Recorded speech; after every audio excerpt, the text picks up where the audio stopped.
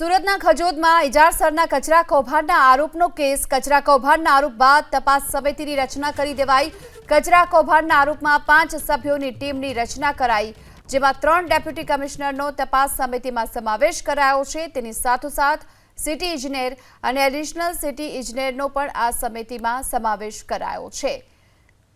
ખજોદમાં ઇજારસરના કચરા કૌભાંડના આરોપોના કેસમાં હવે આ તપાસ સમિતિની રચના કરી દેવાઈ છે। કચરા કૌભાંડના આરોપમાં કુલ 5 સભ્યોની ટીમ તપાસ કરશે અને આ 5 સભ્યોની ટીમમાં 3 ડેપ્યુટી કમિશનરનો પણ સમાવેશ કરાયો છે। તેની સાથોસાથ એક સિટી ઇજનેર અને એક એડિશનલ સિટી ઇજનેર આ તપાસ કમિટીમાં જોડાશે અને આ અંગે તપાસ કરવામાં આવશે।